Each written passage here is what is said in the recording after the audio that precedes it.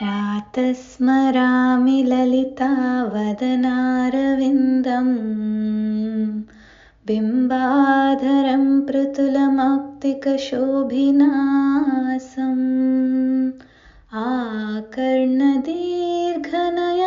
मणिकुण्डलाढ्यं मन्दस्मितं मृगमदोज्ज्वलपालदेशम् प्रातर्भजामि ललिताभुजकल्पवल्लीं रक्ताङ्गुलीयलसदङ्गुलिपल्लवाढ्यां माणिक्यहेवदलयाङ्गदशोभमानां पुण्ड्रेषु चापकुसुमेषु शुनीर्गदानम् प्रातर्नमामि ललिताचरणारविन्दं भक्तेष्टदाननिरतं भवसिन्धुपोतं पद्मासनादिसुरनायकपूजनीयं पद्माङ्कुशध्वजसुदर्शनलाञ्छनाढ्यम् प्रातस्तुवे परशिवां ललितां भवानीं त्रय्यन्तवेद्यविभवां करुणालवाद्यां विश्वस्य सृष्टिविलयस्थितिहेतुभूतां विद्येश्वरी निगमवाङ्मनसातिदूरम् प्रातर्वदामि ललिते तव पुण्यनामा कामेश्वरीति कमलेति महेश्वरीति श्रीशाम्भवीति जगतां जननी परेति वाग्देवतीति वचसा त्रिपुरेश्वरीति।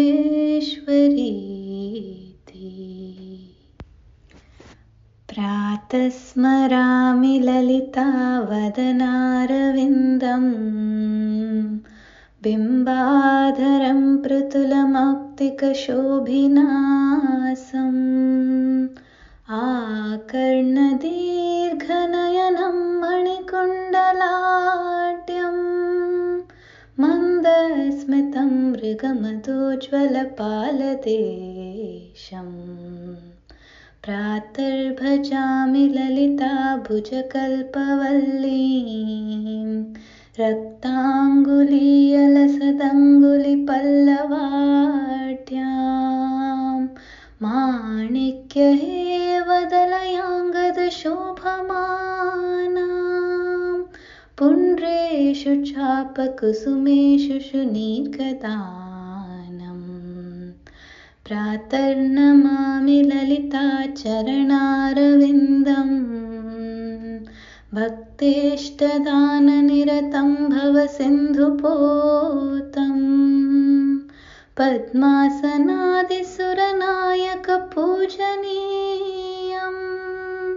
पद्माङ्कुशध्वजसुदर्शनलाञ्छनाढ्यम् प्रातस्तुवे परशिवां ललितां भवानीं त्रय्यन्तवेद्यविभवां करुणालवाद्यां विश्वस्य सृष्टिविलयस्थितिहेतुभूतां विद्येश्वरी निगमवाङ्मनसातिदूरम् प्रातर्वदामि ललिते तव पुण्यनामा कामेश्वरीति कमलेति महेश्वरीति श्रीशाम्भवीति जगतां जननी परेति वाग्देवतीति वचसा त्रिपुरेश्वरीति।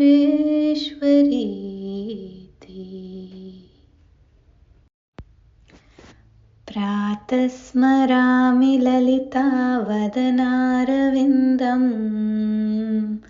बिम्बाधरं पृथुलमौक्तिकशोभिनासम् आकर्णदीर्घनयनं मणिकुण्डलाढ्यं मन्दस्मितं मृग मृगमदोज्ज्वलपालदेशम्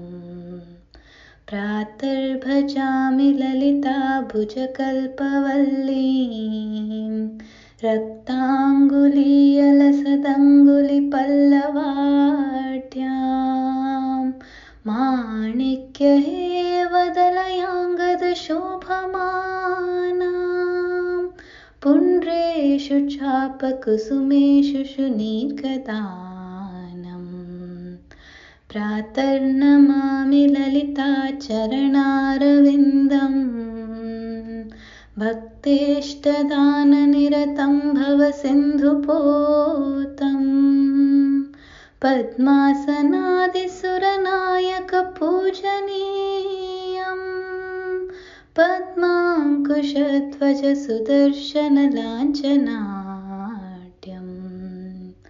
प्रातस्तुवे परशिवां ललितां भवानीं त्रय्यन्तवेद्यविभवां करुणालवाद्यां विश्वस्य सृष्टिविलयस्थितिहेतुभूतां विद्येश्वरी निगमवाङ्मनसातिदूरम् प्रातर्वदामि ललिते तव पुण्यनामा कामेश्वरीति कमलेति महेश्वरीति श्रीशाम्भवीति जगतां जननी परेति वाग्देवतीति वचसा त्रिपुरेश्वरीति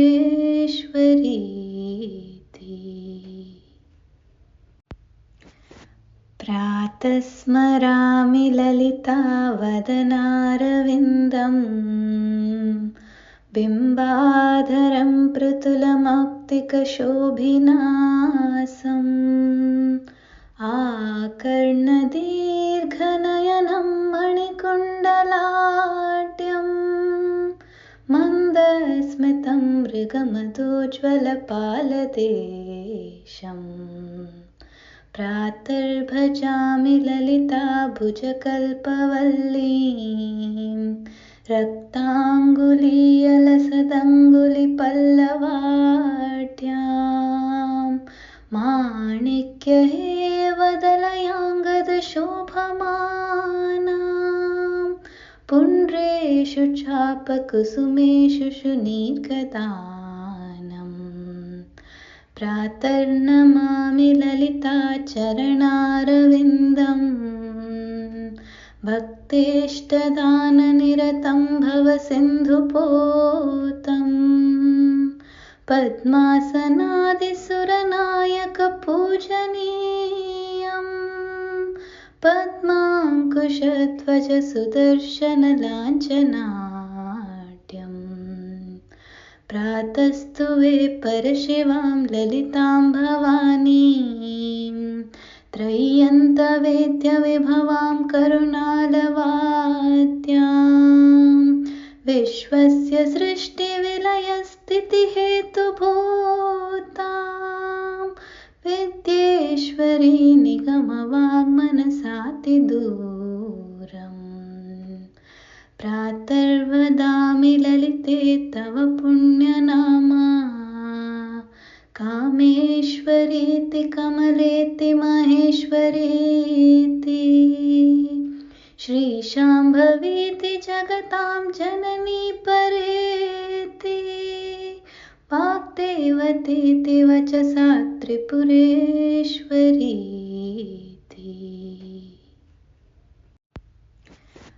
प्रातस्मरामि ललितावदनारविन्दम् बिम्बाधरं पृथुलमौक्तिकशोभिनासम् आकर्णदीर्घनयनं मणिकुण्डलाढ्यं मन्दस्मितं मृगमदोज्ज्वलपालदेशम् प्रातर्भजामि ललिताभुजकल्पवल्लीं रक्ताङ्गुलीयलसदङ्गुलिपल्लवाढ्यां माणिक्यहेवदलयाङ्गदशोभमानां शोभमानां पुण्ड्रेषु चापकुसुमेषु शुनीर्गदानं प्रातर्नमामि ललिताचरणारविन्दं भक्तेष्टदाननिरतं भवसिन्धुपोतं पद्मासनादिसुरनायकपूजनीयं पद्माङ्कुशध्वजसुदर्शनलाञ्छनाढ्यं प्रातस्तुवे परशिवां ललितां भवानीं त्रय्यन्तवेद्यविभवां करुणालवाद्यां विश्वस्य सृष्टिविलयस्थितिहेतुभूतां विद्येश्वरी निगमवाङ्मनसातिदूरम् प्रातर्वदामि ललिते तव पुण्यनामा कामेश्वरीति कमलेति महेश्वरीति श्रीशाम्भवीति जगतां जननी परेति वाग्देवतीति वचसा त्रिपुरेश्वरीति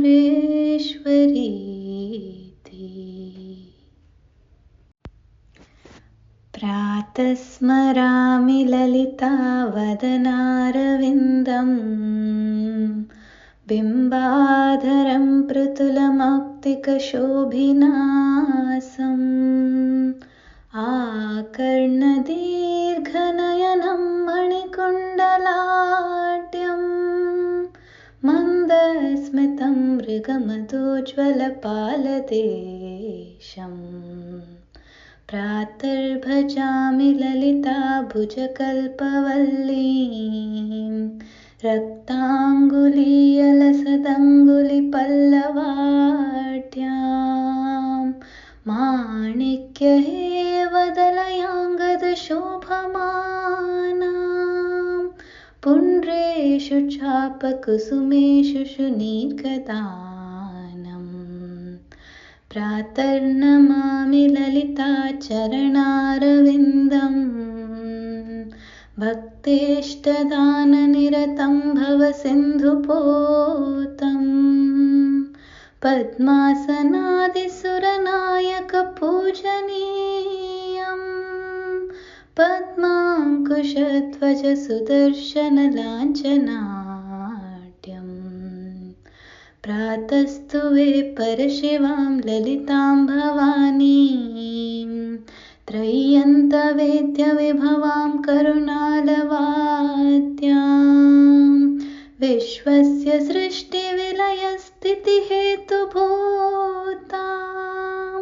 विद्येश्वरी निगमवाङ्मनसातिदूरम् प्रातर्वदामि ललिते तव पुण्यनामा कामेश्वरीति कमलेति महेश्वरीति श्रीशाम्भवीति जगतां जननी परेति वाग्देवतीति वचसा त्रिपुरेश्वरीति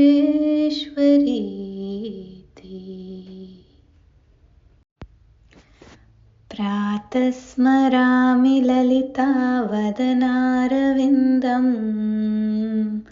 बिम्बाधरं पृथुलमौक्तिकशोभिनासम् आकर्णदीर्घनयनं मणिकुण्डलाढ्यं मन्दस्मितं मृगमदोज्ज्वलपालदेशम् प्रातर्भजामि ललिताभुजकल्पवल्लीं रक्ताङ्गुलीयलसदङ्गुलिपल्लवाढ्यां माणिक्यहेवदलयाङ्गदशोभमानां पुण्ड्रेषु चापकुसुमेषु शुनीर्गदानं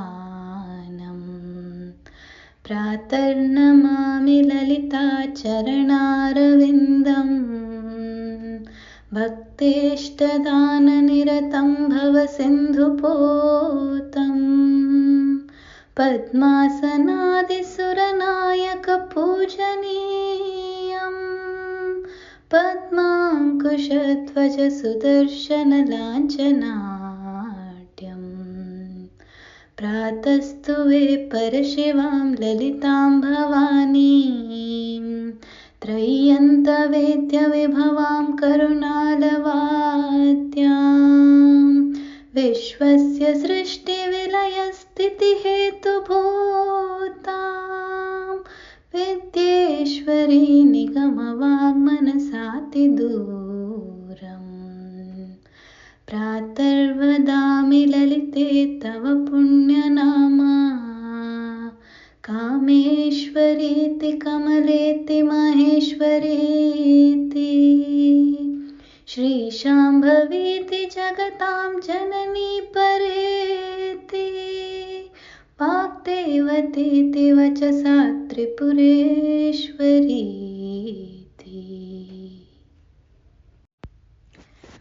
प्रातः स्मरामि ललितावदनारविन्दम्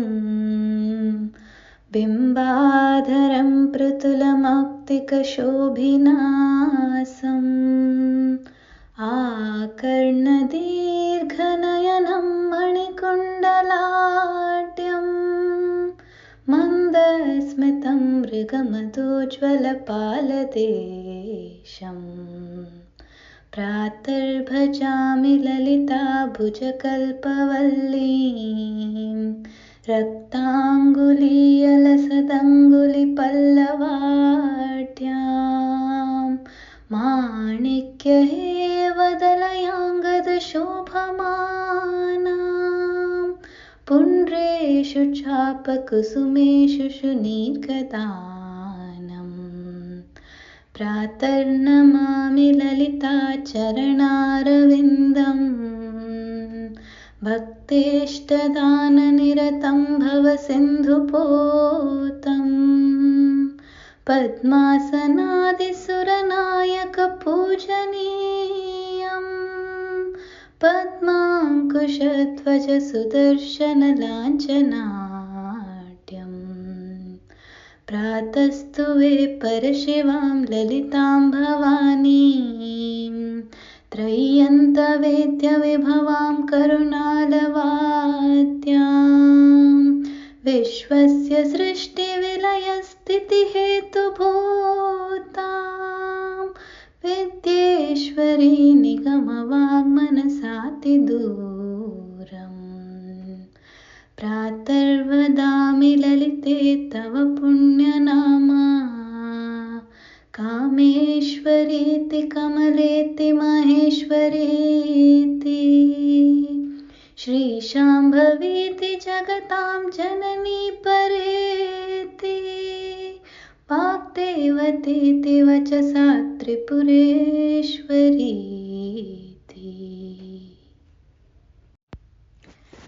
प्रातः स्मरामि ललितावदनारविन्दम् बिम्बाधरं पृथुलमौक्तिकशोभिनासम्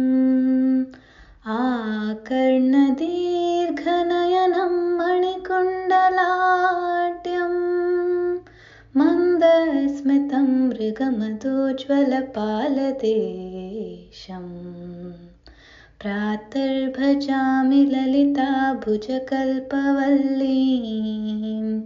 रक्ताङ्गुलीयलसदङ्गुलिपल्लवाढ्यां माणिक्यहेवदलयाङ्गदशोभमानां पुण्ड्रेषु चापकुसुमेषु शुनीर्गदानम् प्रातर्नमामि ललिताचरणारविन्दम् भक्तेष्टदाननिरतं भवसिन्धुपोतं पद्मासनादिसुरनायकपूजनीयं पद्माङ्कुशध्वज सुदर्शनलाञ्छनाढ्यम् प्रातस्तु वे परशिवां ललितां भवानीं त्रय्यन्तवेद्यविभवां करुणालवाद्यां विश्वस्य सृष्टिविलयस्थितिहेतुभूतां विद्येश्वरी निगमवाङ्मनसातिदूरम् प्रातर्वदामि ललिते तव पुण्यनामा कामेश्वरीति कमलेति महेश्वरीति श्रीशाम्भवीति जगतां जननी परेति वाग्देवतीति वचसा त्रिपुरेश्वरीति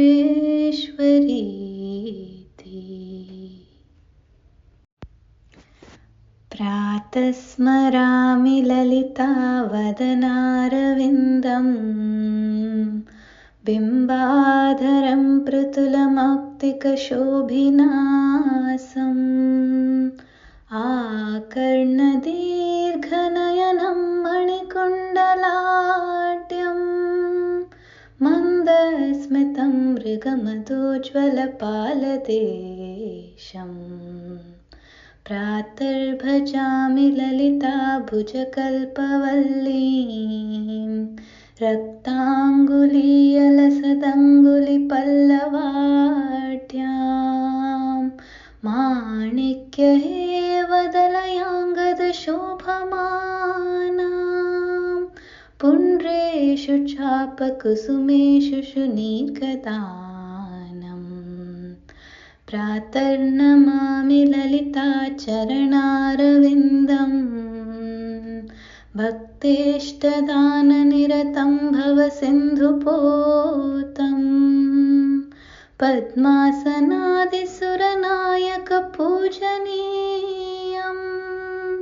पद्माङ्कुशध्वजसुदर्शनलाञ्छनाढ्यम् प्रातस्तुवे परशिवां ललितां भवानीं त्रय्यन्तवेद्यविभवां करुणालवाद्यां विश्वस्य सृष्टिविलयस्थितिहेतुभूतां विद्येश्वरी निगमवाङ्मनसातिदूरम् प्रातर्वदामि ललिते तव पुण्यनामा कामेश्वरीति कमलेति महेश्वरीति श्रीशाम्भवीति जगतां जननी परेति वाग्देवतीति वचसा त्रिपुरेश्वरीति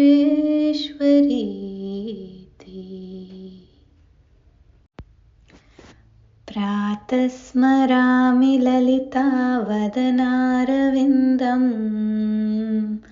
बिम्बाधरं पृथुलमौक्तिकशोभिनासम् आकर्णदीर्घनयनं मणिकुण्डलाढ्यं मन्दस्मितं मृगमदोज्ज्वलपालदेशम् प्रातर्भजामि ललिताभुजकल्पवल्लीं रक्ताङ्गुलीयलसदङ्गुलिपल्लवाढ्यां माणिक्यहेवदलयाङ्गदशोभमानां पुण्ड्रेषु चापकुसुमेषु शुनीर्गदानम् प्रातर्नमामि ललिताचरणारविन्दम् भक्तेष्टदाननिरतं भवसिन्धुपोतं पद्मासनादिसुरनायकपूजनीयं पद्माङ्कुशध्वजसुदर्शनलाञ्छनाढ्यम् प्रातस्तुवे परशिवां ललितां भवानीं त्रय्यन्तवेद्यविभवां करुणालवाद्यां विश्वस्य सृष्टिविलयस्थितिहेतुभूतां विद्येश्वरी निगमवाङ्मनसातिदूरम् प्रातर्वदामि ललिते तव पुण्यनामा कामेश्वरीति कमलेति महेश्वरीति श्रीशाम्भवीति जगतां जननी परेति वाग्देवतीति वचसा त्रिपुरेश्वरी।